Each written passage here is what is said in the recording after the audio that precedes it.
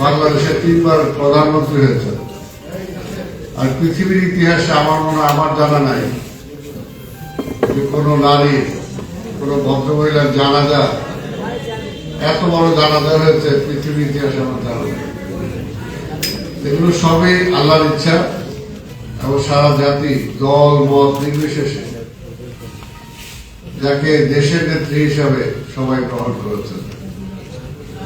তিনি একটা দলের নেত্রী হলেও তার আচরণে, তার কথাবার্তায়, তার দায়িত্বপূর্ণ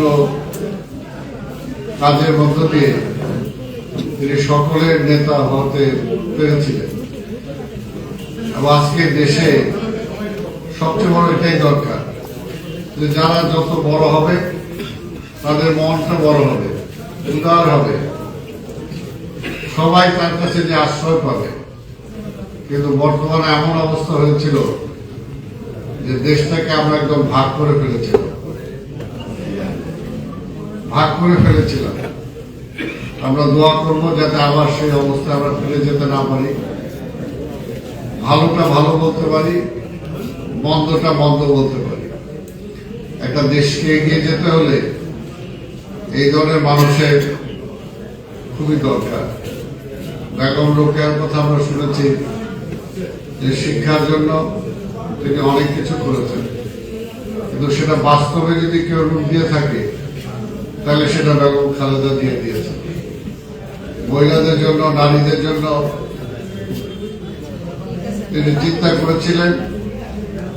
করেছিলেন বলেই শিক্ষার মধ্যে মেয়েদের ফ্রি পড়ার ব্যবস্থা করেছিলেন, বিভিন্ন সুযোগ সুবিধার দিক দিয়ে তাদেরকে এগিয়ে আনার চেষ্টা করেছিলেন।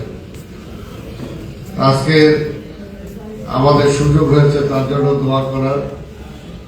আমরা মন খুলে তার জন্য দোয়া করব যাতে আল্লাহ তাকে বেশ নসিব করে এবং তার কর্মময় জীবন থেকে আমরা যারা রাজনীতি করি অন্তত আমরা যেন কিছুটা শিক্ষা গ্রহণ করতে পারি।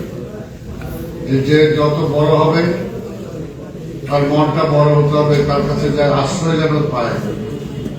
আর প্রয়োজনে তো আমার শত্রু যদি আমার কাছে আশ্রয় চায় তাহলে সেই আশ্রয়টা তো আমি যদি বড় হই আমাকে দিতে হবে।